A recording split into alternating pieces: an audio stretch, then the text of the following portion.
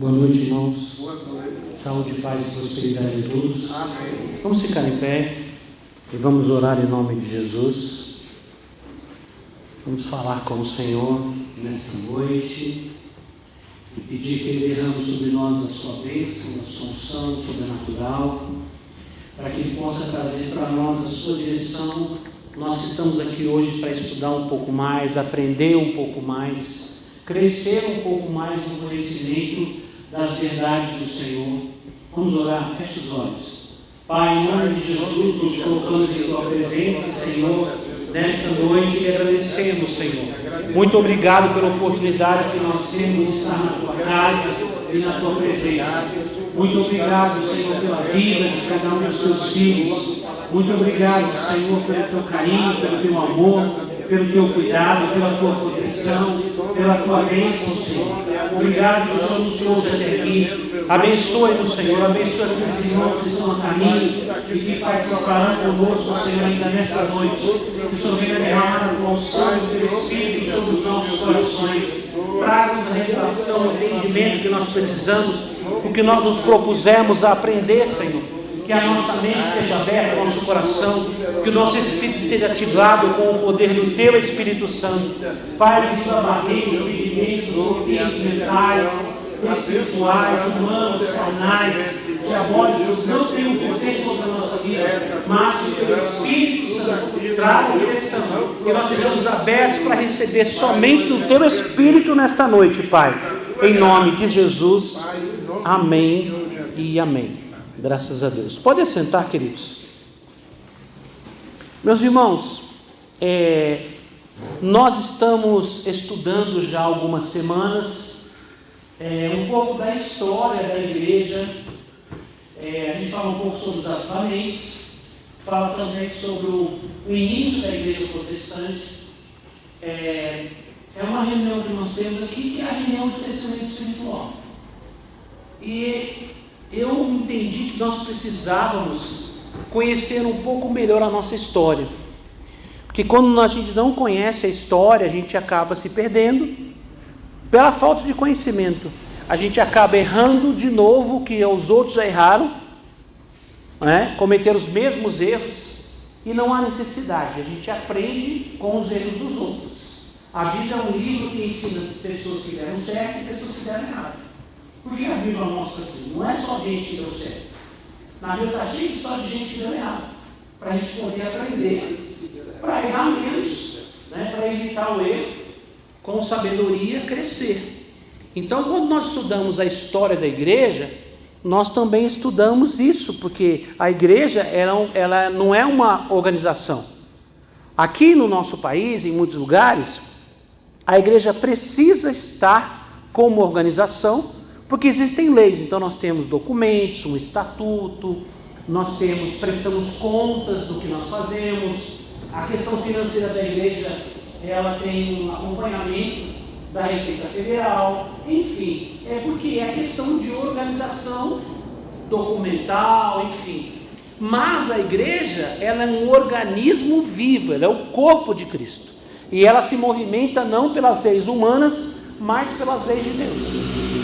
E nós já falamos aqui que a igreja, durante alguns séculos, desde que ela foi iniciada ali no dia de Pentecostes, ali iniciou-se oficialmente, nasceu a igreja no dia de Pentecostes, a igreja cristã, e a partir dali ela ficou ali por uns 3 séculos, um pouco mais, bem ativa, agindo, trabalhando, conforme a direção que Deus tinha dado no início, que Jesus tinha trazido no início. Depois ela foi se perdendo, e ficou por mais de 1000 anos perdendo as suas características, se perdendo dentro de uma religiosidade, uma mistura, um misticismo, enfim, um monte de problema que nós já conversamos aqui. Aí Deus fez o quê? Começou a trazer de volta a sua igreja, e veio a gente já estudou aqui sobre a pré-reforma, a reforma protestante com Martinho Lutero, e começamos a estudar, vimos um pouquinho sobre Zwinglio, Calvino. Nós começamos a ver alguns avivamentos que estudamos, por exemplo, na semana passada. Já falamos sobre o avivamento do país de Gales, que é um pouco mais recente. E hoje eu havia prometido a vocês, se fosse possível, claro, a gente falar de Wesley e também de Whitefield, que são muito importantes na história de um avivamento da igreja, um despertamento. Como eu disse para vocês, a igreja se perdeu por mais de 1000 anos. E aí, cada movimento, cada avivamento, cada ação de Deus, num determinado momento, em alguns países, vai trazendo um pouco mais de volta à igreja, as suas características originais. A igreja ainda tem que caminhar muito, a gente está estudando aqui, mas ela já caminhou, cada movimento traz um pouco mais. Mudanças radicais eram mais difíceis. Por quê? Porque as pessoas foram acostumadas e criadas por gerações, por décadas, por séculos, com uma coisa. Aí você traz algo novo, a tendência das pessoas é sempre rejeitar, porque as pessoas, o que elas ouvem muito, elas costumam achar que é verdade. Ela ouve uma coisa e na mente dela começa, e ninguém combate aquilo, acaba sendo uma verdade meio que absoluta. Então, a transformação de Deus vem gradativamente. A gente assimila uma coisa, Deus traz outra, a gente assimila uma coisa e traz outra. Isso para a igreja. A gente que, individualmente, quando a gente começa a relacionar com Deus, também é assim. Deus não tem como trazer todas as revelações para nós. Ele traz a primeira revelação e a mais importante abre a porta, que é a revelação da salvação. Entregamos a vida para Jesus, somos batizados, e aí começamos uma nova vida. E nessa jornada, Deus vai sempre acrescentando alguma coisa, trazendo entendimento. A gente vai crescendo, aprendendo, uns mais rápidos, outros mais lentamente, mas a ideia da vida cristã é sempre um crescimento no relacionamento com Deus e no conhecimento de Deus. A igreja também não é diferente. Como eu disse para vocês, a igreja original era a igreja de Atos. Mas ela se perdeu. Foi se perdendo com o caminhar do tempo.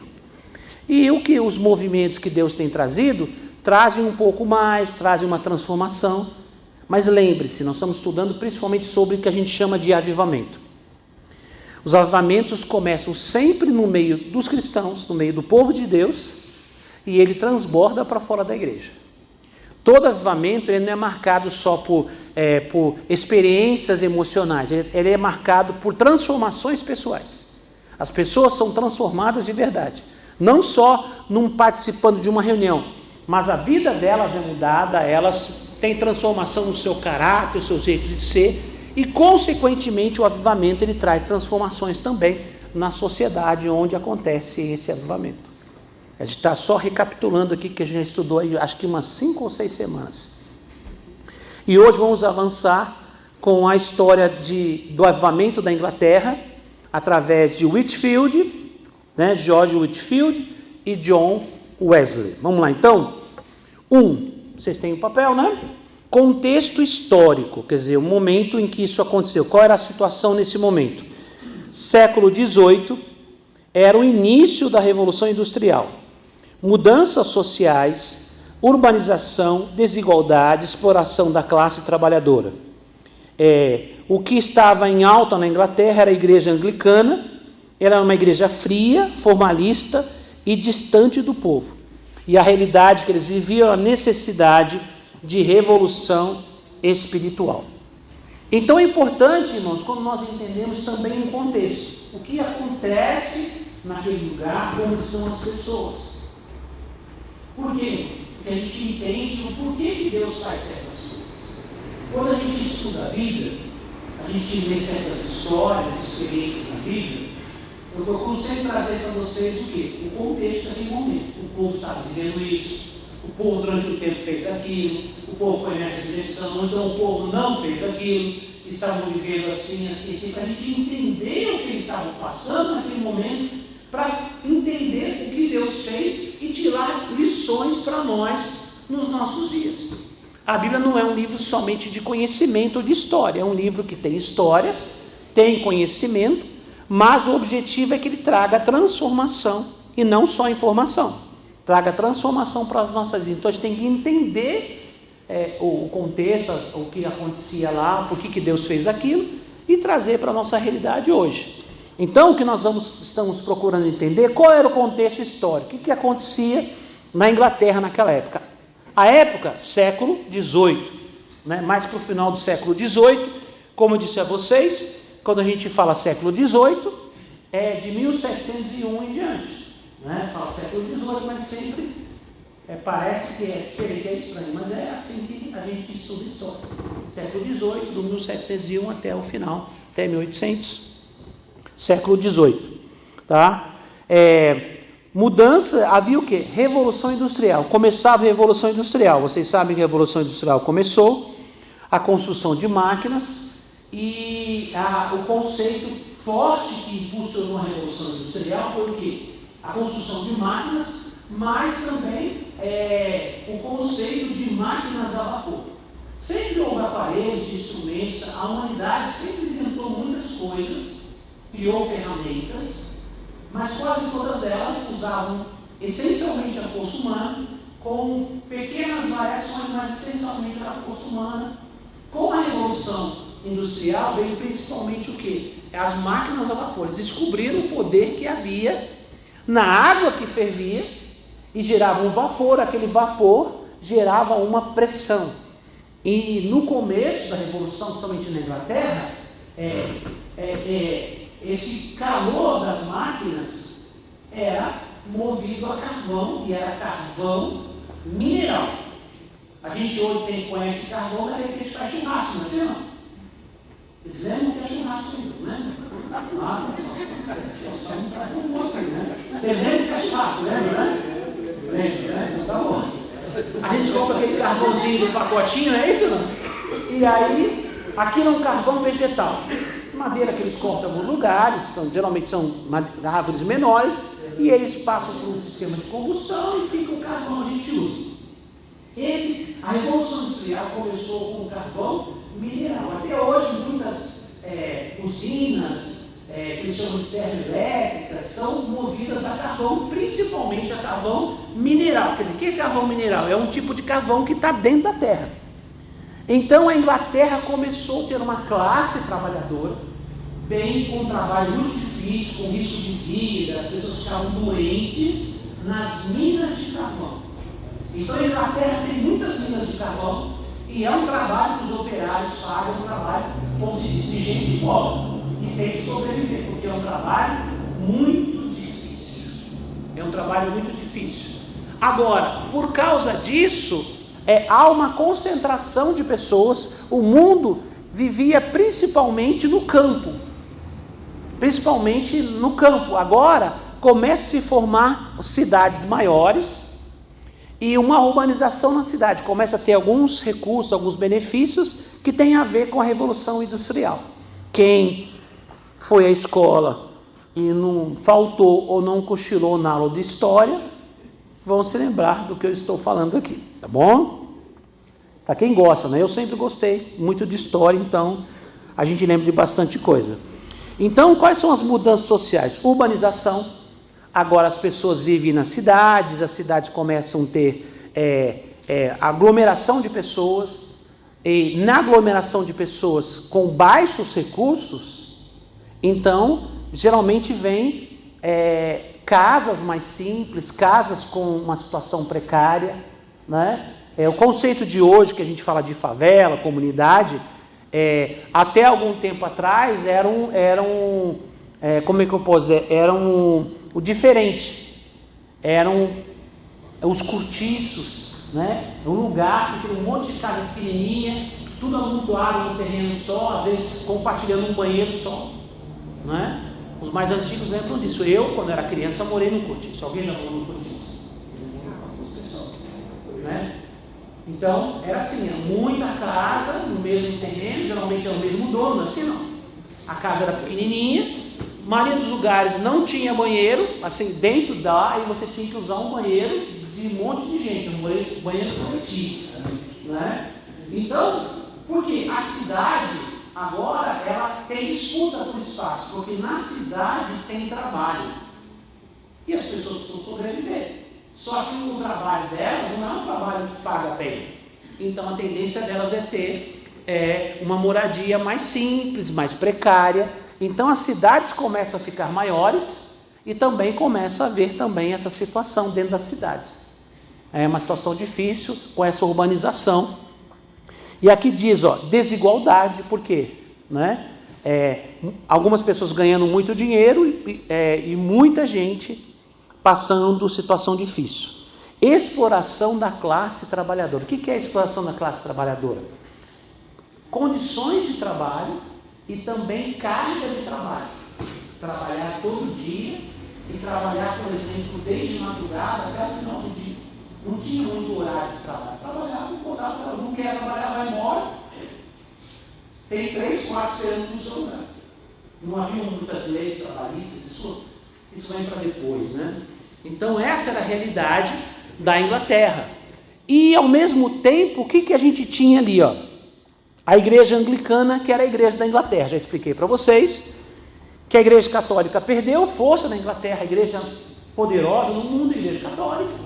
A igreja anglicana era a versão da igreja na Inglaterra, porque o rei da Inglaterra quis se divorciar, a igreja católica falou que não, aí ele se separou da igreja católica, formou uma religião.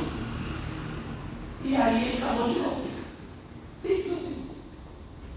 Então a igreja anglicana lembrava muito da igreja católica, né? Geralmente sem imagens, e o rei passou a ser o líder da igreja.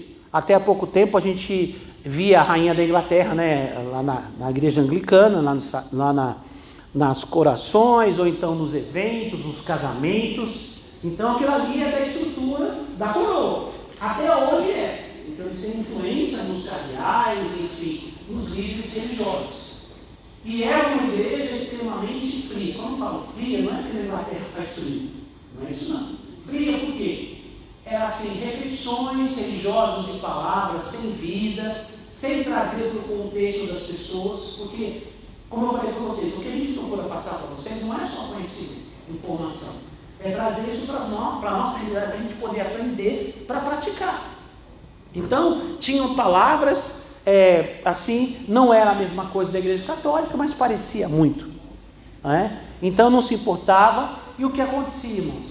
A igreja anglicana, ela era muito afastada da população. Então, normalmente, quem frequentava os cultos anglicanos eram as pessoas que tinham mais dinheiro. O povo em geral, os trabalhadores, os operários e os mineiros, né? Não mineiros de Minas Gerais, tá? Não são os mineiros que ficaram achando, né? Os mineiros, que uma grande parte trabalhavam nas minas de carvão, certo? Então, eles também não iam à igreja. Principalmente porque trabalhavam o tempo todo. Entendeu? Trabalhavam o tempo todo. E a igreja também tinha uma pompa, um requinte, que eles se sentiam desambientados ali também. Não era receptiva, era muito fria. Era mais de uma classe melhor. Essa era a realidade da Inglaterra. Tá? O que está aqui está resumido, eu estou contando para vocês a história. Dá para você estudar um pouco mais, se você pesquisar, você consegue se aprofundar mais um pouco, tá bom? Então, irmãos, necessitava do quê? De uma renovação espiritual.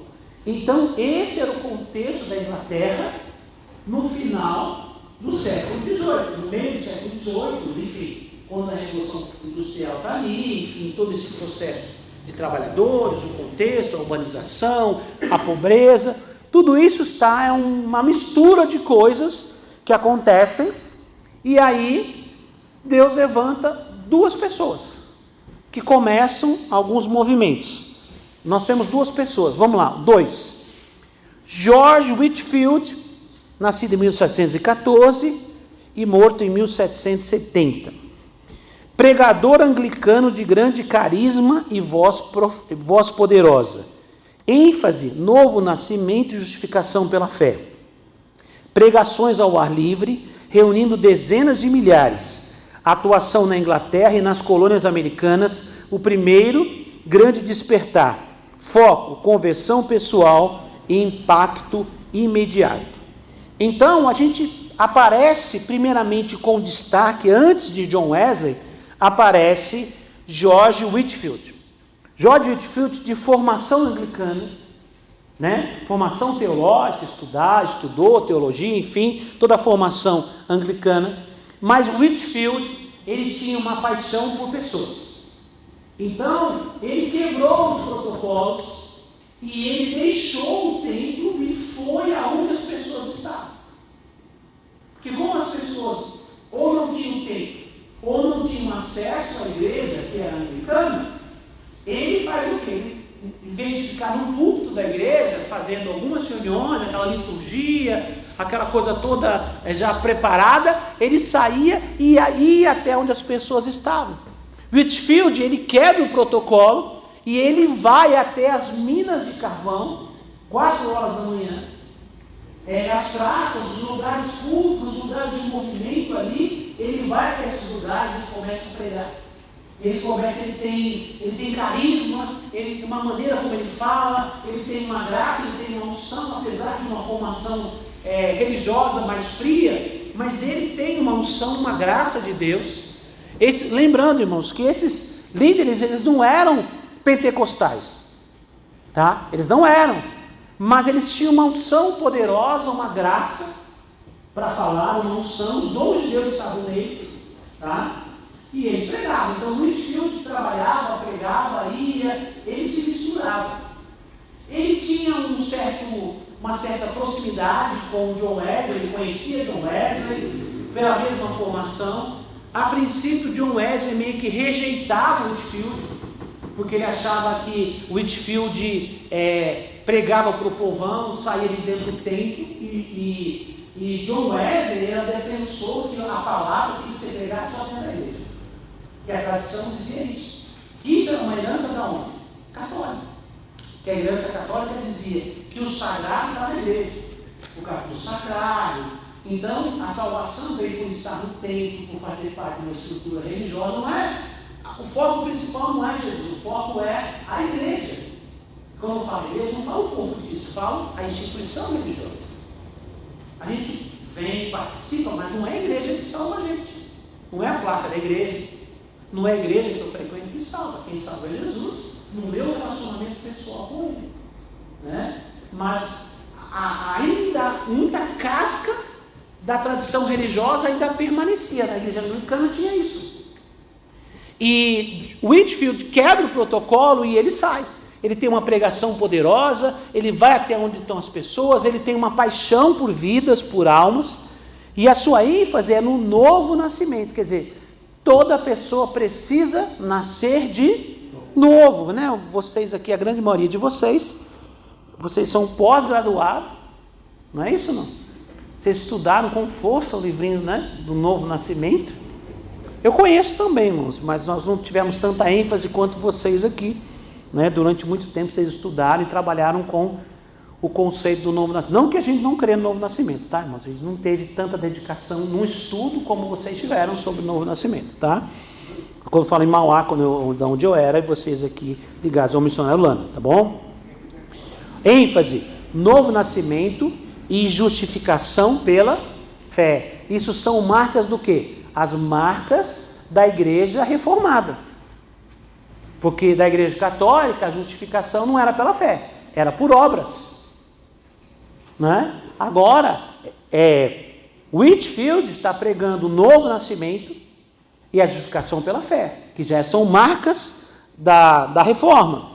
Pregação ao ar livre, reunindo dezenas de milhares, atuação dele na Inglaterra, em vários lugares, e nas colônias americanas. Então, antes ainda da libertação, da independência americana, de alguns movimentos, ele foi para a Inglaterra, ele foi para os Estados Unidos, e alguns líderes dos Estados Unidos vieram à Inglaterra, conheceram tanto ele e possivelmente também vão aprender com John Wesley. Mas um pouco do que eles levam ali, eles levam para os Estados Unidos também, porque é um novo mover, um despertar, um conceito diferente que essas pessoas trazem, que eu vou usar um termo aqui, como eu falei para vocês, quando a gente estudou de Calvino, Zwingli. A igreja reformada, ela vai começar a mostrar o valor do homem renovado, nascido em Deus, nascido de novo, liberto dessas cadeias religiosas é uma pessoa que empreende, uma pessoa que sonha em crescer, é uma pessoa que tem relacionamento pessoal com Deus, agora não é terceirizado, as pessoas têm relacionamento com Deus. Então, liberte-se dessas cadeias do conceito de que pobreza é virtude, que ser pobre, quem é pobre vai para o céu, né? Então as pessoas começam a melhorar de vida, começam a trabalhar, começam a ter um conceito diferente. Eu já falei para vocês que a reforma protestante trouxe uma liberação de conhecimento, acesso à leitura. As pessoas começaram a aprender a Bíblia na sua própria língua e se interessaram em ser alfabetizadas. Então, o acesso ao conhecimento não está restrito só à classe rica, mas às pessoas em geral. Então, a reforma protestante trouxe isso. E com mais conhecimento, enfim, as pessoas podem ler, podem estudar, enfim, podem ter uma condição melhor. E com a libertação espiritual, que vocês sabem que idolatria, escravidão gera escravidão espiritual, gera pobreza. Ele está ligado aos filhos de idolatria e à pobreza, né? Miséria, né? Os vícios. Então era muito comum ter isso. Com a pregação do Evangelho, as pessoas não só se libertam espiritualmente, mas elas começam a melhorar de vida. E esse conceito era um conceito que em algum momento não agradava as estruturas políticas e nem religiosas estabelecidas. Há um movimento na Inglaterra que desperta as pessoas. Essas pessoas, elas não têm muito espaço na Inglaterra e elas vão para os Estados Unidos. Então, a gente ouve muito falar em filmes e conversas americanas, fala sobre o sonho americano, não é isso? O que é o sonho americano? A questão de eu trabalhar e conquistar um sucesso para mim. Irmãos, isso veio da reforma. Isso é um resultado da reforma. Uma mudança no conceito das pessoas, sabendo que ele é um filho de Deus e que ele não tem que viver na pobreza a vida inteira. Ele pode, que Deus quer abençoar, Deus quer trazer uma vida melhor para as pessoas, e eles entendem isso. Então eles têm uma oposição da estrutura religiosa na Inglaterra e tem uma resistência também por parte da Igreja Católica, e esse povo migra para os Estados Unidos.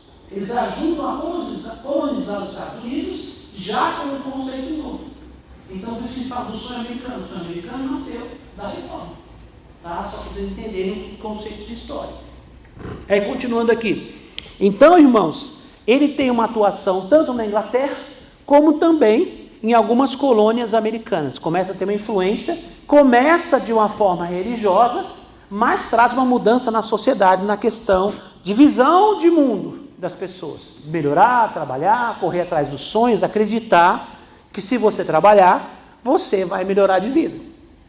Porque havia um conceito de trabalhar para sobreviver.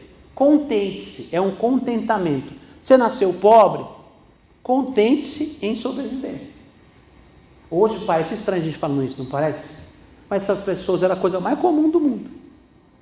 Se tiver o que comer e um lugarzinho para você encostar a cabeça, tá bom demais. Ai, graças a Deus. Jesus falou, e conhecereis a verdade vos libertará. Jesus falou assim, o ladrão vem senão para matar, roubar e destruir, mas eu vim para que tenham vida e a tenham em abundância.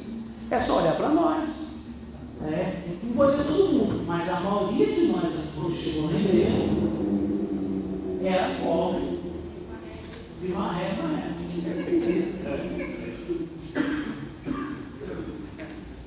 Só não devia mais porque a gente não tinha crédito, para dever mais. Vida de miséria, de pobreza, né? Mas quando Jesus libertou, nascemos de novo, nossa vida mudou, prosperou. Deus não promete fazer todo mundo rico, não, isso não está na Bíblia, mas Deus promete que a gente tem uma vida decente. Você vai poder ver uma vida melhor, dar dignidade para a sua família. Se você trabalhar e esforçar, Deus vai abençoar você. Porque o conceito antigo é trabalhe muito e sobrevive. Contente-se com isso, que isso é a vontade de Deus para você. Agora, com a revolução, com o conhecimento, enfim, as pessoas começam a pensar de forma diferente. Isso moldou um pouco da sociedade na Inglaterra, num processo, e também dos Estados Unidos. E vocês sabem que até pouco tempo o país mais influente, mais poderoso do mundo era a Inglaterra. Quem tomou o lugar dela foi os Estados Unidos. A gente sabe que a partir de 1500, as navegações, né? Os grupos, tanto da Espanha quanto de Portugal, conquistaram muito território. Muito. A Inglaterra tinha também. Conquistaram muito território. E pegaram muito ouro, porque aqui no Brasil a gente faz essa história, né? Os bandeirantes, né? Saíram, abrindo caminho e descobriram as Minas Gerais, é pedra preciosa, é ouro, enfim, e levaram tudo embora para Portugal. Com a parte da América pertencente à Espanha, não foi diferente. Né? Eles também dizimaram muita gente. E qual era a estrutura que existia nos dois,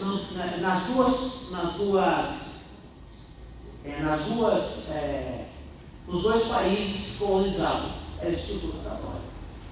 Tanto o espanhol quanto o português. A Igreja Católica via aquilo tudo acontecendo e não tinha nenhuma voz para mudar aquilo, porque uma parte era dela. Tá? Ela se beneficiava de tudo isso também.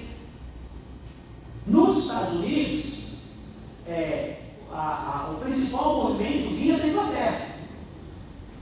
Uma parte da França, um pouquinho, ficou acabando sendo o Canadá, né? A França ajudou os Estados Unidos a se libertar, depois da libertação da Inglaterra, mas mais que o Canadá. Então você percebe que, vou usar o termo aqui, os ricos ficaram para cima. Qual a diferença? A gente foi descoberto praticamente ao mesmo tempo. Pela formação onde eles vieram. Entendeu? Então, a gente tem que olhar a história, olhar os lugares e entender. Não estou dizendo que a Inglaterra era a coisa mais boazinha do mundo, não, moço. Mas a cultura que vem de lá, de reforma e outras coisas, traz uma diferença também para a América, somente a América do Norte e Canadá. Traz uma cultura diferente. Agora a gente ficou com outra cultura, a cultura católica. Então gerou um povo com o mesmo conceito. Sobreviva. O Brasil sempre foi um país rico. Desde as primeiras embarcações chegaram ao Brasil, pelo Vale de Caminho escreveu o quê? Que aqui plantando tudo dá. Era uma terra maravilhosa. Mudou? Não.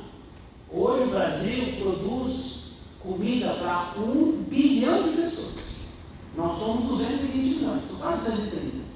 O Brasil produz comida para quase 5 países como o nosso. E vende, como falei para vocês outro dia, é o quê? Commodities. Tudo que é natural, tudo que eu falo natural assim, precisa ser processado, trabalhado, geralmente tem um conceito de commodity. Então minério de ferro, açúcar, café, cacau, arroz, feijão, milho, principalmente soja, outras coisas. Vende-se isso para outros países. Uma boa parte das nossas riquezas, a gente não trabalha com elas. A gente vende, aí os países mais ricos fazem o quê? Processam, criam novos produtos e mandam para nós de volta para cá. Eles têm as patentes, eles têm os direitos, as patentes intelectuais. Né? Como as coisas funcionam, como os remédios são feitos. Então, dificilmente tem um laboratório que tem patentes no Brasil, vem tudo de fora. E uma boa parte do que eles pegaram na nossa Amazônia, por exemplo. É por isso que está cheio de ONG na Amazônia. Vocês acham que eles gostam de proteger o índio, o rio? Gente, por favor, claro que não. Eles estão lá para descobrir as plantas, os animais, a fauna, a flora, e tudo isso vira produto farmacêutico. E vai para onde? Vai principalmente para a Europa. Então essa é a realidade, para vocês entenderem, porque isso é cultural, mas ele tem um fundo religioso. A religião gera uma cultura na cabeça das pessoas, muitas vezes fecha a mente das pessoas. Por isso que Jesus falou: conhecereis a verdade vos libertará. A pessoa deixa de ter uma mentalidade de escravidão e pensa: eu posso melhorar, eu posso conquistar, eu posso ter uma vida melhor. Nós não somos materialistas, nós queremos viver uma vida para Deus. Mas enquanto vivemos aqui, Deus disse que vai cuidar da gente. Porque a questão é o seguinte, até, vou usar um termo aqui, me perdoe, tá? Não estou sendo preconceituoso, mas quero que vocês entendam uma coisa. O conceito de gente mais simples, vou usar um termo popular, o pobre, sempre foi trabalhar muito, sim ou não? Trabalha muito e ganha pouco. Certo? Não é, não? Sim ou não? Então, não é questão de trabalhar, o pobre sempre trabalhou. Agora está mudando um pouco. Agora tem uma geração de pobre que não quer trabalhar, que ele veio de benefício do governo. Mas isso é outra história que vai dar um momento. Está continuando aqui, vamos lá. O conceito de pobre sempre foi o quê? Trabalhar para sobreviver. Está errado? Não. Mas, por um contentamento que vem de uma cultura principalmente religiosa e espiritual, as pessoas entendiam que aquilo era a vontade de Deus para elas. Assim como tem na Índia a questão das castas, que a pessoa nasceu numa classe e ela entende que aquilo é um karma, que ela vai viver aquilo, que é um castigo, sei lá, ela vai reencarnar, vai mudar, vai melhorar, e ela aceita viver daquela forma, miserável. Aquilo não foi criado mesmo o conceito da Índia e de outros países orientais de reencarnações, que a pessoa está sofrendo porque na outra encarnação foi isso, foi aquilo, está pagando agora, né? Não, mas ensina que Deus ama os pobres mais do que Ele ama os ricos. Não, Deus ama todos do mesmo jeito. Jesus não morreu pelos pobres, Jesus morreu por todos. Eu não estou aqui defendendo o rico, irmãos. Tem muito rico sempre é morto. Errado. Mas nem todo rico é ladrão. Cuidado com esse conceito. Tá? Criou-se a ideia que ser pobre é virtude, que todo rico ficou rico roubando alguém. Não. Ele aprendeu a trabalhar. Tem gente roubando os outros? Tem. Mas tem pobre roubando os outros? Tem. Tá? Então a gente não pode analisar. Mas o conceito, irmãos, no Brasil, na América Latina, como um todo, você percebe que aonde tem esse tipo de colonização, tem espírito de miséria. Na sua grande essência. Exploração. Então, na Inglaterra teve um pouco disso. Mas como a reforma pegou aquele pedaço ali, então ela trouxe uma transformação que cresceu ali e acabou também chegando aos Estados Unidos primeiramente através de Whitefield, e depois vai ter também o trabalho de John Wesley. Com o trabalho que ele faz, ele vai também levar isso para os Estados Unidos também, tá? Continuando aqui. Então, só lembrando, o foco da pregação de Whitefield, conversão pessoal. Quando fala conversão pessoal, irmãos, é porque as pessoas têm um conceito de serem salvos por fazerem parte de uma religião. Ah, você pergunta, você é o quê? Eu sou católico. Não é assim que tem no Brasil? Você vai na igreja? Não. Vai quando tem casamento, não ensina? Tem alguma coisa diferente, sei lá. Mas ele se auto-intitula católico. Mas ele crê que vai ter salvação para ele porque, sei lá, quando ele era criança, ele batizou na igreja católica. Então, aqui no anglicanismo, enfim, na estrutura que tinha, era o mesmo conceito. Deus vai salvar todo mundo, Deus vai salvar, tal. E as pessoas ficavam nessa. Aqui o Whitefield prega o quê? Uma conversão pessoal. Quer dizer, a conversão pessoal, quer dizer, a mudança tem que acontecer em mim. Eu preciso mudar. A conversão não é só entregar a vida para Jesus. A conversão é mudança de vida. Tem gente que fala assim, fulano converteu. Aí ele aceitou Jesus e batizou. Irmãos, isso é a porta de entrada da conversão. A conversão não é batizar. A conversão não é entregar a vida para Jesus. A conversão é mudança de vida. Porque o termo conversão, o que é? Você está indo nessa direção. Converter é o quê? Ir na direção oposta. Isso quer dizer a palavra conversão. Então essa é a mudança. Então a conversão pessoal fala o quê? Não só um conceito religioso, eu frequento a igreja, eu vou a algumas reuniões, ou numa missa, vou num culto. Não, eu tenho a minha vida transformada. Então a ênfase deles é o seguinte: você precisa mudar de vida. Lembra que eu falei para vocês? Marcos do avivamento. Transformação pessoal. puro grito, roda para cá, roda para lá, tudo isso não tem nada de errado. Mas se a pessoa não tem mudança de vida, não é espírito, é emoção. Tá? Vamos lá. E aqui também diz renovação espiritual, quer dizer, renova a fé, a confiança em Deus, a dependência de Deus. Isso, Jorge, é um impacto imediato que ele fala, conversão pessoal e impacto imediato. O que isso quer dizer, irmãos? Que percebe-se rapidamente a mudança das pessoas. Você não precisa esperar 3, 4 gerações para ver uma mudança, não. Já se percebe a mudança na vida das pessoas. Vamos lá, avançando aqui. John Wesley, 1703, 1791. Você percebe que John Wesley é mais velho do que Whitefield, tá? E John Wesley começa a ser, ele tem um chamado de Deus, ele tem uma experiência com Deus, e ele se torna um pastor anglicano, né, um reverendo. Ele vai estudar, tá? Ele vai estudar em Oxford, e ele é formado lá em teologia.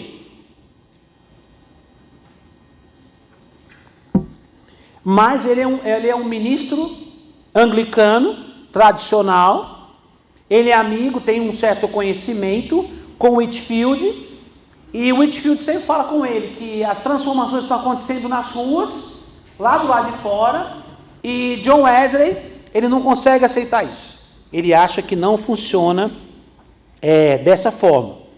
Ele acha que, como é que eu posso usar o termo aqui?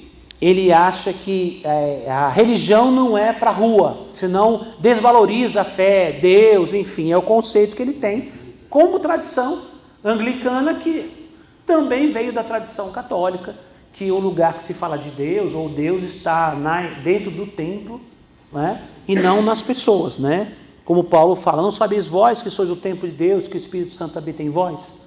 Lógico, eu não sou contra a estrutura da igreja, ela é necessária, a gente se reúne, se encontra, onde a gente congrega, mas a igreja não salva, tá? A igreja não salva, quem salva é Jesus, e nós temos que ter relacionamento pessoal com Ele. Então, havia um conceito que só pode ser de Deus estando na igreja, ou o sagrado só está na igreja, e a gente sabe que Jesus não ensinou dessa forma, nem os discípulos viveram assim. Vamos lá, continuando então. Eu vou só falar um pouquinho sobre John Wesley e vou falar sobre o começo dele, tá bom? Só ler os pontos aqui. Ministro anglicano, convertido em 1738, coração aquecido, já vou explicar. Pregador itinerante, percorrendo milhares de quilômetros. ênfase, salvação pela fé e santificação. Preocupação com o discipulado e a organização. Criou as sociedades metodistas, grupos de apoio espiritual e prestação de contas. Então aqui é um resumo sobre a vida de John Wesley. Agora eu vou explicar para vocês. Ele era um ministro anglicano, com a tradição fria, de uma forma muito distante das pessoas, e Whitefield tem um resultado, já conversões, ele vai até onde as pessoas estão, e Whitefield sempre fala para John Wesley, você tem que sair dentro do templo e vir onde as pessoas estão, mas ele tem uma resistência. E aí Whitefield recebe um chamado de Deus para sair da Inglaterra e fazer missões na direção da Índia, do Oriente. E ele ora, e Deus fala com ele, fala, quem vai ficar no seu lugar é John Wesley. Ele vai falar com o John Wesley, ele fala, não é para mim não. E aí ele vai orando, ele era uma pessoa muito sincera, muito correta, e aí tem algumas crises emocionais, crises de identidade. Quando você estudar a história de John Wesley, ele passa por várias crises de identidade. E aí, aqui a gente leu, ele tem um coração aquecido, Deus pega ele, entendeu? Ele tem uma experiência pessoal com Deus, poderosa. E aí a mente dele muda, o coração dele muda, e aí agora ele sai da estrutura religiosa, né? E vai até onde as pessoas estão e continua o legado do Whitefield. O Whitefield era mais intenso nas suas pregações, era mais, tinha uma oratória melhor, tinha assim, uma comunicação melhor. John Wesley também pregava, ministrava, mas John Wesley tinha uma pegada um pouco mais na área de ensino, mais metódica, algumas coisas. Mas John Wesley percebe o quê? Que as pessoas têm uma dificuldade, elas se convertiam, mas elas não tinham como que eu posso dizer, um acompanhamento.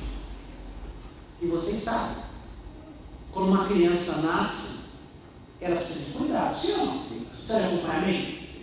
Alguém tem bebê na casa aí? Alguém tem bebê? Tem bebê, né? Então não pode deixar sozinho, pode? Acompanhar sempre, né? Quem já teve bebê, eu ali já teve aqui na casa, eu tenho 2 meninos que já estão grandinhos, mas a gente sabe como funciona. Eles estão com pé, eles não fazem nada sozinhos.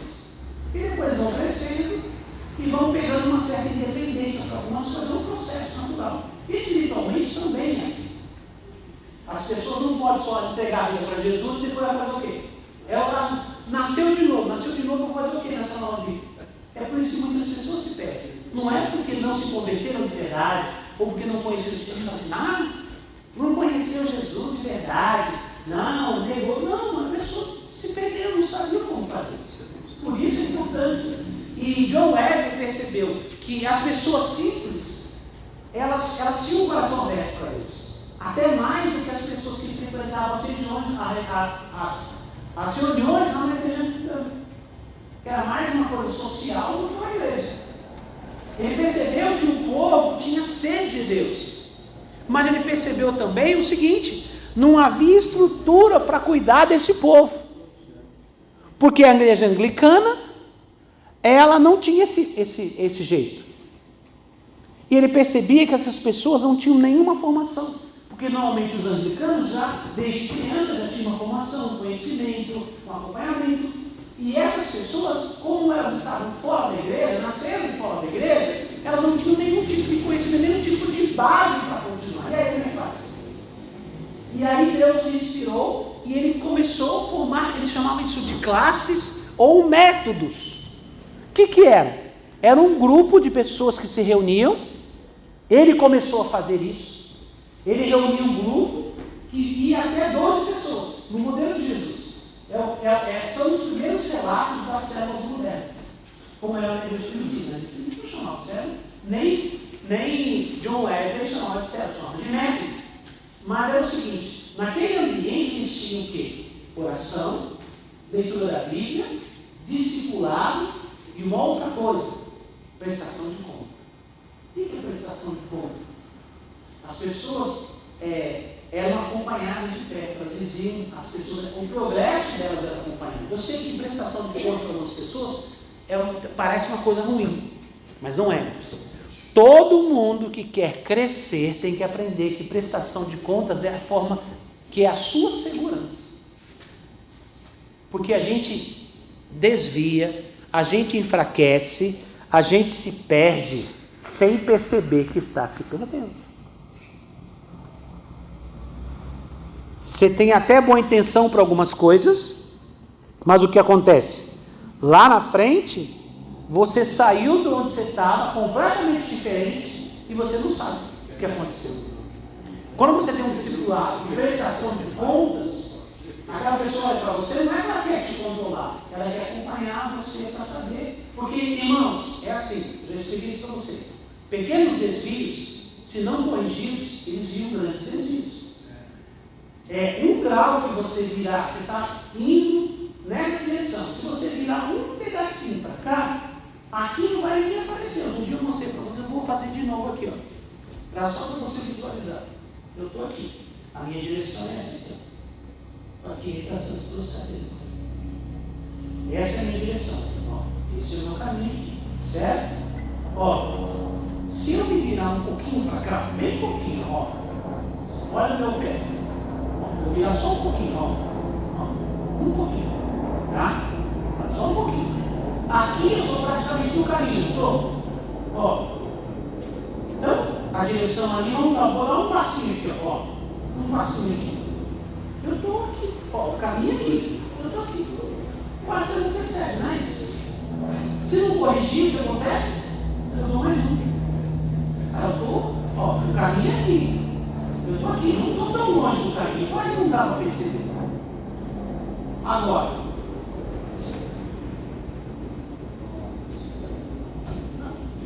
qual é o meu caminho?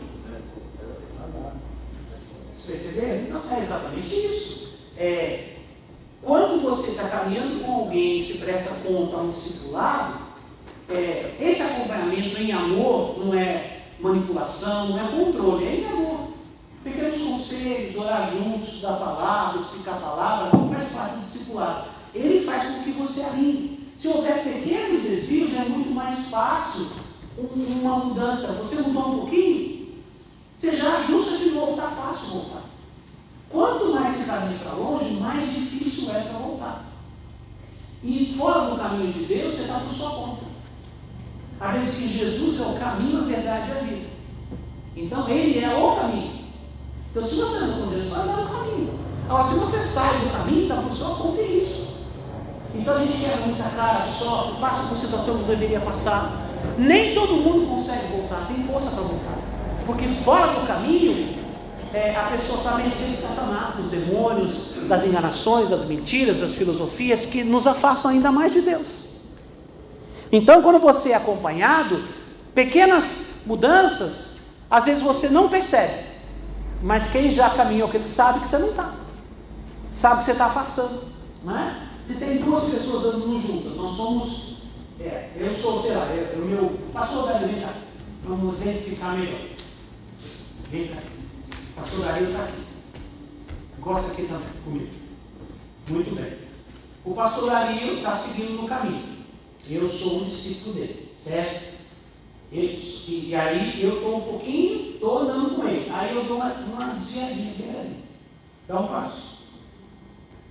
Olha, mais um pouquinho, olha, muito bem, um passo mais um caminhadinho.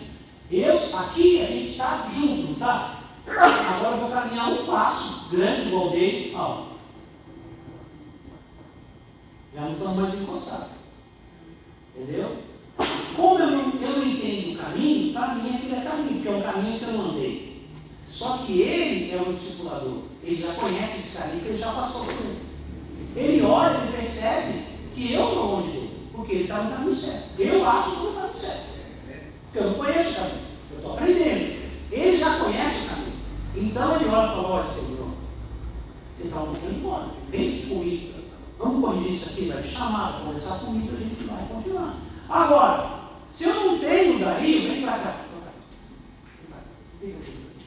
Se eu não tenho ele, eu não tenho referência. Eu não consigo reconhecer que estou saindo do caminho, porque eu não tenho ninguém caminhando no caminho certo, ao meu lado. Ao mesmo tempo, eu não tenho quem me corrija, e eu não tenho referência. Então eu vou, e eu acho que estou no caminho certo. Quando eu caminho com alguém, vem para cá de novo. Quando eu caminho com alguém, cada passo que a gente dá, pode dar um passo em direção, ó, cada vez ficamos mais longe, dá até para perceber. Pô, nossa, estou ficando meio longe, a gente não se encontra mais, a gente não fala a mesma língua, parece que ele fala uma coisa ou fala outra. Já dá para perceber que é uma distância entre nós. Nós que lideramos, a gente percebe a distância das pessoas que caminham conosco, não percebe ou não? Mas a pessoa às vezes não percebe. Mas dá para perceber, se a pessoa quiser, percebe. Mas se você não tem a referência, você não tem como caminhar e manter a visão correta que Deus tem para você criar. Só para você entender o que eu estou falando. Então, por isso que o discipulado é importante, por isso que a prestação de contas. Então, a marca do trabalho de John Wesley é um método, é um grupo pequeno de pessoas que se reúnem e ali eles oram, leem a palavra, tem discipulado, tem prestação de contas.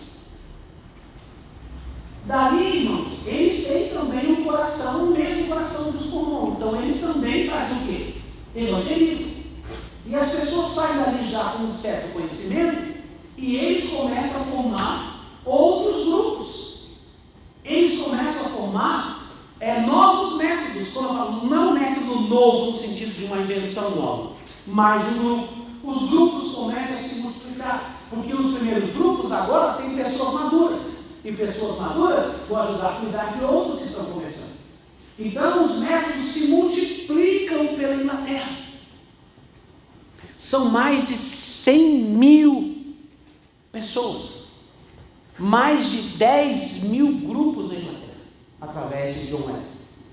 Ele viajou milhares e milhares de quilômetros a cavalo, chegando em lugares, ele chegava ali, pregava, as pessoas convertiam, ele começava a formar, dava um pequeno treinamento, achava ali o mais disposto, o que tinha mais habilidade, colocava para cuidar, e seguia, como Paulo fez, ia andando, e assim ele criou os métodos. Todos eles eram independentes, tinham vida própria. Em algum momento depois da morte de John Wesley, eles se uniram, estruturaram, cresceram e se tornaram uma igreja metodista, como nós ouvimos falar hoje, porque é baseado no método de John Wesley. Mas ele mesmo não formou uma igreja, tá? Era mais os seus discípulos, os seus seguidores que formaram, se organizaram.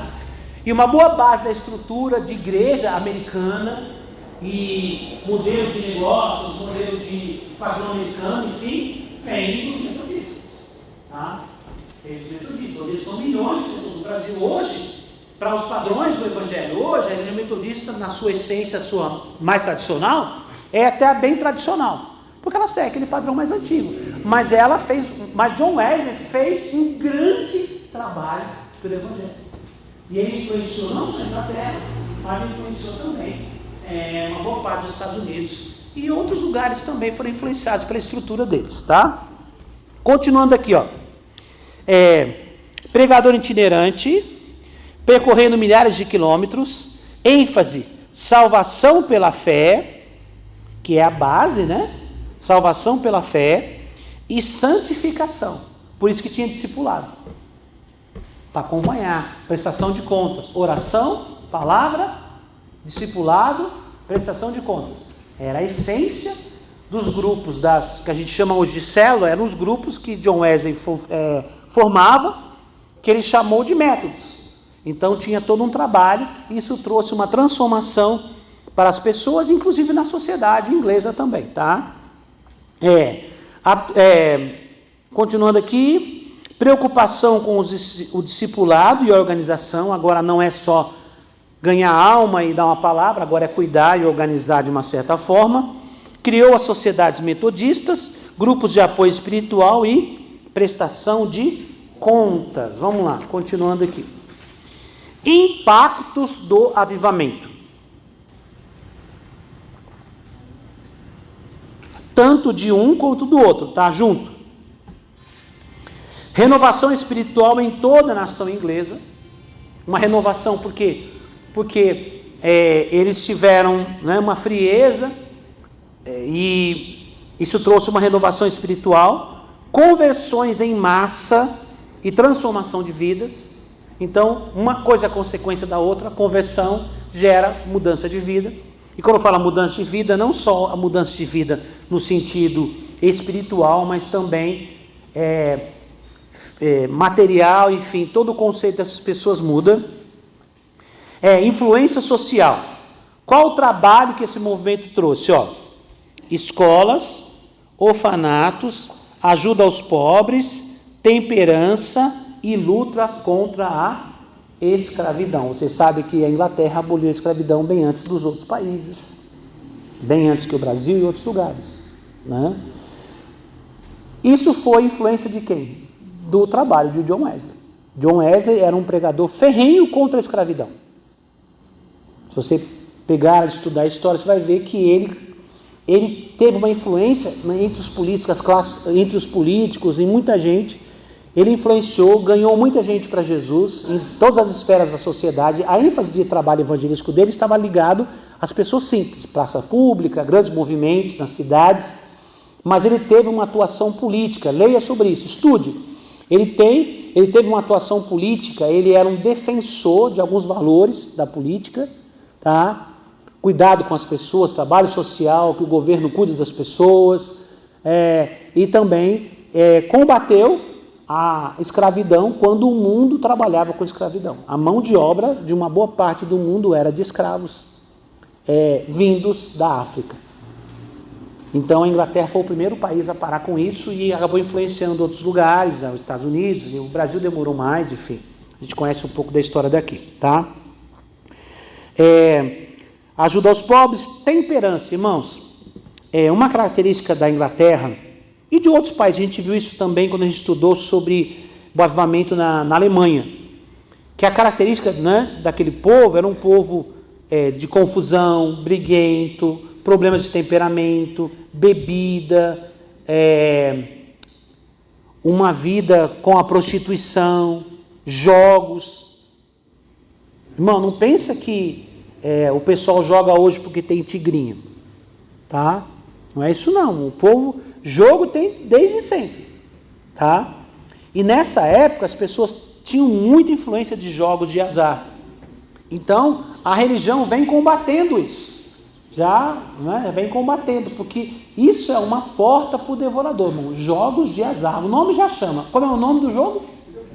Não é jogo de sorte, irmão, chama jogo de azar. Até o nome é ruim. Não chama jogo de sorte. O nome já chama jogo de azar.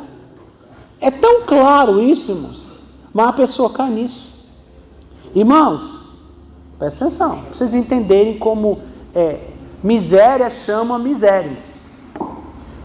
Já foi, isso é constatado por estatística, tá? Não é achismo do pastor, não, tá? Só você pesquisar que você encontra isso aí. Uma boa parte, irmãos, do povo que passa necessidade no Brasil, que vive de Bolsa Família, que vive de movimento social, 1/3 de tudo que é jogado nesses bets, essas bets, é tudo jogo. E outros jogos vêm do povo que pega o dinheiro, que é do Bolsa Família, que é para comprar uma comida, é para, enfim, ajudar a cuidar da família, e aposta no jogo.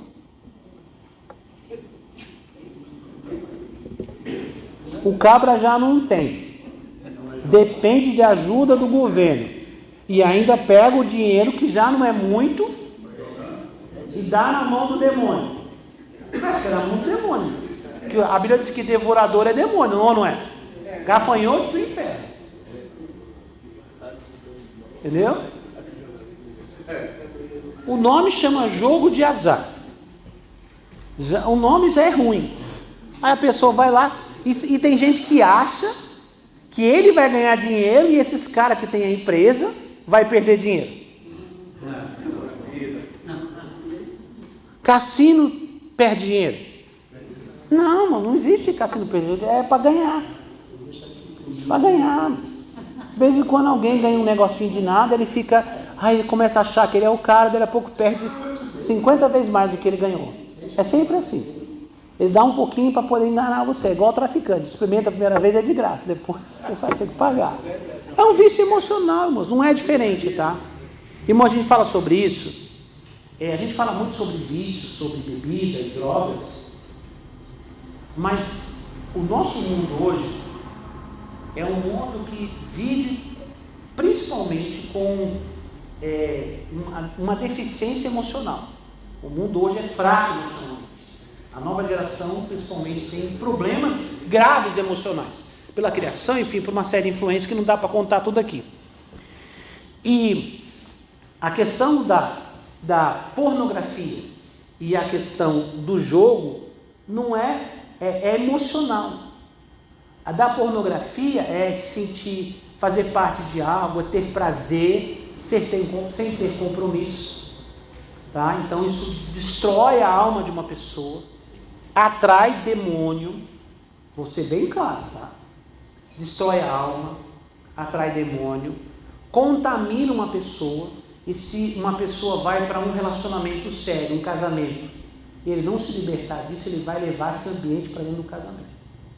Vou falar uma coisa para vocês sério aqui, no outro dia eu até falei, não sei nem porque eu estou falando, mas estou falando, não está aqui nada, vocês estão vendo o papel que está aqui com vocês, é o que eu estou falando, mas Deus manda falar, a gente fala, né? Eu atendi um rapaz há alguns anos, recém-casado, novo, ele novo, a esposa nova, um rapaz bonito, trabalhador, esforçado, da igreja, e casado com uma menina da igreja também, uma menina bonita, dedicada, amorosa também, e ele tinha um problema, ele era viciado em pornografia, quando jovem, adolescente, e ele entrou no casamento com as expectativas que ele teria no casamento como se fosse da pornografia, entendeu? Porque a pornografia vem de um mundo de ilusão, né? Irmãos, vem de uma ideia de um sexo fora da realidade, e as mulheres não têm defeito, as mulheres não têm celulite, tudo é perfeito. E as mulheres são viciadas em pornografia, acham que todos os homens têm aquela coisa gigante. Não, deixa eu falar isso para vocês, mas é a realidade. É o que se vende na pornografia. E a pessoa cria na mente dela. Já tem um problema que Jesus falou, se você olhar com o desejo de alguma coisa, é a prostituição. Então, espiritualmente já está problema. Mas os demônios entram e criam uma dependência. E a pessoa tem alguém que ama, igual o caso desse jovem. Ele tinha uma esposa, uma menina bonita, nova, que o amava, uma pessoa muito boa. Ele também é uma pessoa muito boa.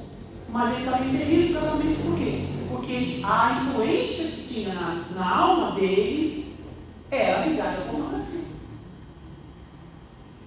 Então, era fora da realidade, era um mundo de fantasia. A pornografia é um mundo de fantasia, o mundo real não é assim. Então, ele não conseguia ser feliz no casamento. Então, tem muita gente que está destruindo o casamento por causa da pornografia. Tanto homens quanto mulheres. Porque vive num mundo imaginário que não existe na vida real. Então, a pessoa está sempre buscando, é uma busca por algo cada vez mais intenso, cada vez maior. Geralmente a pornografia começa com coisas pequenas, né? Com a nudez, geralmente para adolescentes, e ela vai progredindo para o que a gente chama de pornografia. E aí vai entrando para um monte de coisa, um monte de bobagem, e aí vira um monte de coisa. Irmãos, começa a virar, com o perdão da palavra, uma zona, literalmente. A mente da pessoa, então, ele está fora da realidade. As expectativas cria nele, na mente dele, algo que não existe. Então, na vida real aquilo não existe. Então ele fica escravizado para o mundo da mente dele. A pornografia vai gerar aquele mundo que não existe de verdade. E gera um vazio. Então é como um vício. É como um vício de uma droga. Que leva você para uma viagem e depois você cai de novo no mundo real. E aí você se sente depressivo, culpado, vai de novo. Só que nunca é a mesma coisa, porque cada vez pede um pouquinho mais. Mais intensidade, mais experiências diferentes, mais sensações. Então nem todo mundo sabe lidar com isso. Então tem gente que começa com um cigarrinho de maconha. Maconha não é nada, você não tem, isso aqui é fraco. Um trem fedorento, Deus me livre. Mas, e vai, dali passa para um, passa para outro, aí cai no crack, cai no oxi, e aí volta como? Poucos voltam. Sempre mais intenso. Entendeu? E o jogo não é diferente. Te dá uma sensação de que você ganhou. Ganhei 50 reais. Nossa, mudou minha vida, 50 reais. Entendeu? Não, vou jogar. Aí o cara joga 100, 200, 300, 500, 2.000. Aí ganha, sei lá, 50 reais. Não, já ganhei 50. Vou recuperar o que eu perdi. E qualquer coisa que ele ganha dá uma sensação. Eu ganhei. E aí, continua. Isso está ligado aos tipos de jogos. E não são os jogos de dinheiro, irmãos. Os jogos geram essa sensação de conquista, de videogame, jogos da internet, que não estão ligados ao dinheiro, mas geram uma adrenalina, uma sensação que eu venci, subi mais uma etapa. Então não tem limite, você vai subindo. Sabe aquele joguinho? É tipo Candy Crush, você vai jogar o nível 10 mil, você continua. E vai embora, não tem limite. Isso vai roubando o seu tempo, vai roubando a sua mente, as suas emoções, o seu tempo para você, para sua família, para Deus. Entendeu, irmãos? Então, nesse caso que nós estamos falando aqui, eles tinham um problema sério, porque aquela sensação de vida difícil, vida complicada, qual era a liberdade desse povo, a sensação de liberdade dessas pessoas que trabalhavam nas minas, que tinham uma vida difícil? Era o quê? Era os bares, a bebida, a prostituição, o jogo de azar, porque ali se sentia um pouco livre daquela pressão no dia a dia. Era como se fosse um escape. Um escape. Mas escraviza a pessoa. A pessoa já não tem nada, aí gasta com bebida, gasta com mulherada, gasta com jogo de azar. O cara já não tem quase nada. E ainda perde uma parte. E aí eles dizem que a gente que é idiota por ele dar uma oferta na igreja. Seus trouxas, para dar dinheiro para o pastor, não é você não? Então espera. Vocês perceberam como a coisa funciona? Então, quando há uma conversão real, há uma transformação. Então você percebe o que aqui, ó? Temperança, começa a mudar o jeito das pessoas, começa a ter uma transformação, uma mudança social, as pessoas começam a ter mudança.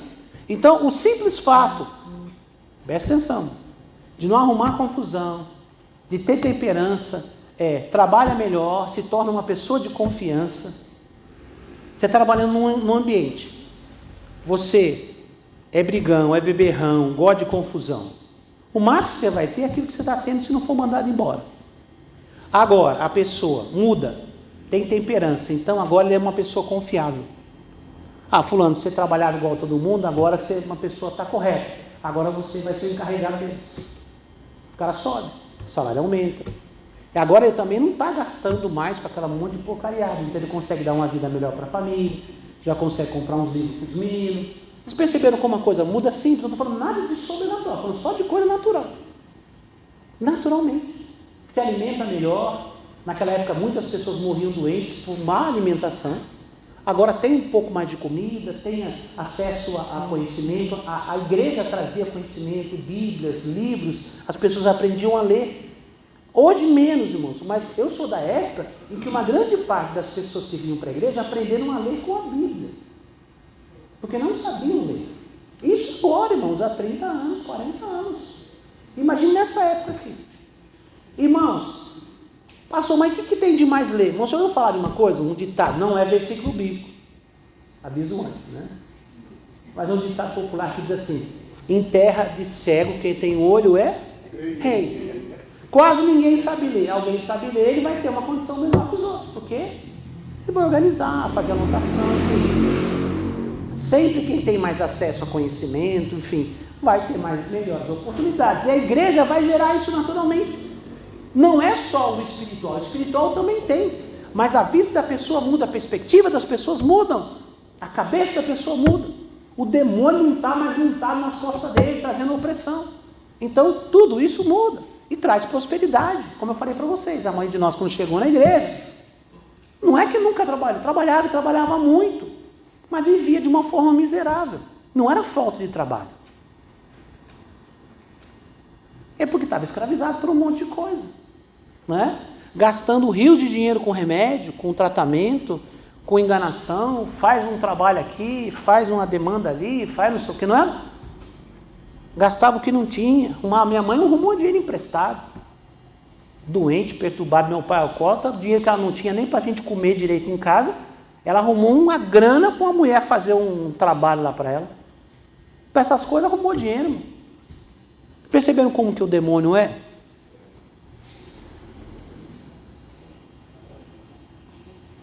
Quando a igreja vem e traz o evangelho e há uma conversão, começa a mudar tudo, o temperamento muda, o jeito da pessoa muda, a pessoa se torna mais sociável, mais educada. Eu não falei para vocês, esses dias a gente teve uma palavra aqui, falando sobre, no dia do batismo, sobre o surto do Espírito, que a pessoa que é de Deus, ela muda o jeito dela.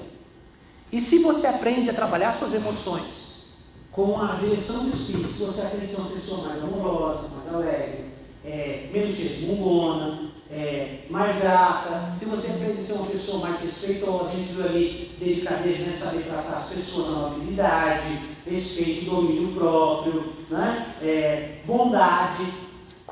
Qualquer lugar que você trabalha, as pessoas vão brigar com você. Você vai crescer. A gente durante muito tempo falou sobre QI, que é o quociente de inteligência, quer dizer, quanto a pessoa era inteligente. Mas descobriu que só a inteligência não era suficiente, porque tinha muita gente inteligente, mas que não tinha equilíbrio nenhum.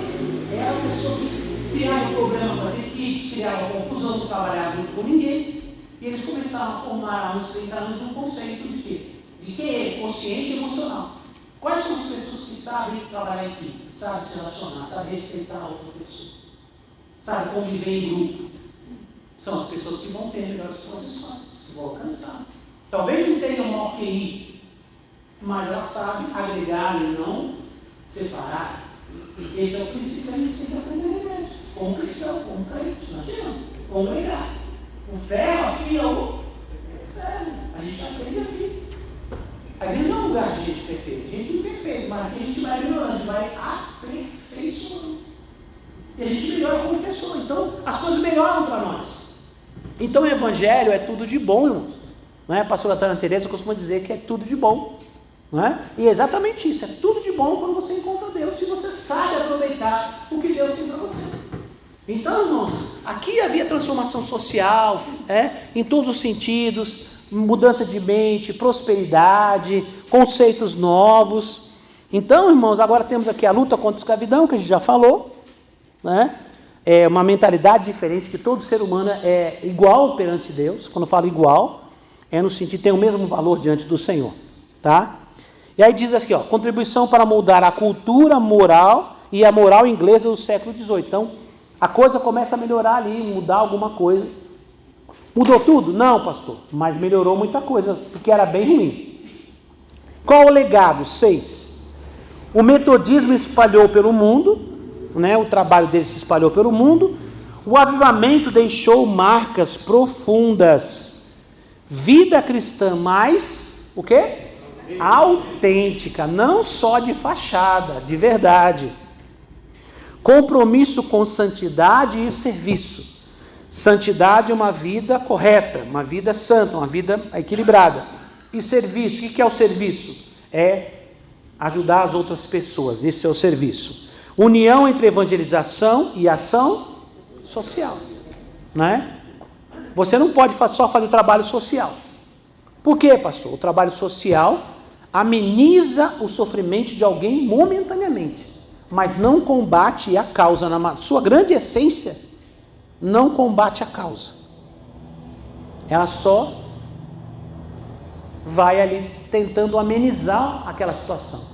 Quando tem evangelismo e ação social, por um lado a ação social combate o problema do momento, a fome, a nudez, provavelmente eu falo a falta de uma roupa, um frio, um cuidado, uma atenção. Isso é necessário? Sim. Mas se não tiver evangelho, a pessoa não consegue sair desse ciclo. Raras as pessoas conseguem sair desse ciclo. O evangelho liberta a pessoa por dentro. A ação social ajuda a pessoa por fora. Mas só a ação social não vai adiantar. E também, irmãos, nós não podemos ser hipócritas. Só evangelismo para algumas pessoas que precisam também não é suficiente. Tem que ter um trabalho social. Tem que estender a mão. Né? Tiago fala sobre isso. Você vai, o irmão está passando necessidade, você vai dispensar ele? Vai com Deus, Deus te abençoe. Orando por você.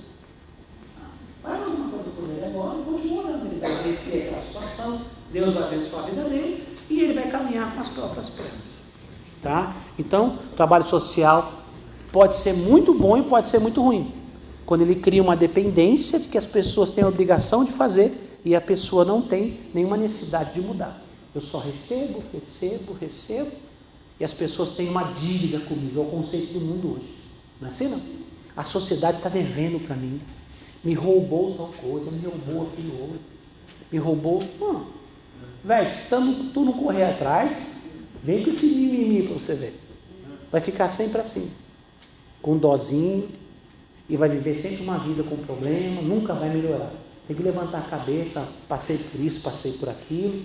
Estou levantando a cabeça. Deus vai me ajudar e eu vou sair dessa. E vou ter uma vida melhor. Tá? Então, cuidado, o trabalho social é necessário, mas não é a resposta. Ele é momentâneo, mas o evangelho que traz transformação de vida. O maior trabalho social que existe é o evangelho na vida das pessoas. Não estou dispensando o trabalho social, mas o trabalho social é momentâneo. O evangelho é transformação para hoje, para o futuro e para a eternidade. Tá? Não seria justo a minha parte saber que uma pessoa sem Deus vai para o inferno. Eu estou preocupado. Tadinho, vai dormir essa noite passando frio. Dormiu sem jantar. É importante, claro. E eu não falei, agora está aqui. Você vai ter uma blusinha, vai ficar quentinho, está aqui uma sopinha, vai ficando bem quentinho, porque lá no inferno é quente. E deixa a pessoa ir para o inferno. Que amor é esse?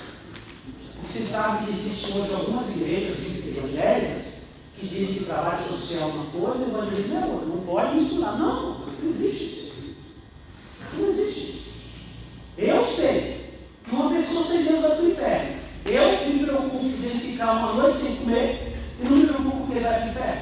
Que amor é esse? Por favor, gente. Está precisando de comida? Se a gente pode, vamos ajudar. Vamos ajudar. Vamos estender a mão para alguém? Vamos. Mas eu não posso negar o bem mais precioso que eu tenho e que eu sei que mudou a minha vida, que é Jesus. Então toma cuidado, tá? Cuidado que os modismos de hoje estão esquisitos. Continuando aqui. Assim, o grande avivamento inglês, com Whitefield Wesley, foi uma obra de Deus que reacendeu a fé, renovou a igreja e transformou a sociedade. Percebeu? Muda as pessoas, muda os ambientes, muda a sociedade. Sempre avivamento. Não é só, como eu fui abençoado. Muda pessoas, transforma pessoas, muda o nosso caráter e transforma ao poder da sociedade. Vamos ficar em pé, vamos orar em nome de Jesus. Vamos falar com o Senhor nesta noite. A gente está sempre orando, Senhor, traz uma transformação para nós, para a nossa igreja, para as nossas vidas, para as nossas famílias, para a nossa cidade, para a nossa nação. Traz um avivamento, Senhor, uma transformação poderosa. Ela nasce na igreja, nasce da transformação da igreja. E ela se expande e ela traz uma transformação nos ambientes e traz transformação também na sociedade. Vamos orar. Pai, em nome de Jesus, nós aprendemos hoje, Senhor, sobre o avivamento na Inglaterra. Pai, que lição preciosa de homens e mulheres dedicados, de Suzanne Wesley, de John Wesley, Senhor, de Whitefield, de tantas pessoas que trabalharam, que se esforçaram, que levaram a tua mensagem, a tua palavra, que dedicaram as suas vidas, Senhor, para a pregação do Evangelho. Pai, que nós sejamos tocados, e Pai, com essas histórias, que o Teu Espírito Santo traga uma transformação no nosso coração, para que nós sejamos cristãos comprometidos com a verdade, com o discipulado, com o evangelismo, com a transformação da sociedade, que não sejamos só cristãos nominais, frequentadores de culto ou de reunião, buscando só uma bênção, um milagre na tua casa, mas que possamos ser transformados, que haja uma conversão verdadeira, que a nossa vida, que a nossa casa, que o nosso lar, que o nosso trabalho, que o nosso relacionamento sejam transformados. Pai, aviva a tua igreja, desperta a tua igreja, abençoa a tua igreja, Pai, em nome de Jesus,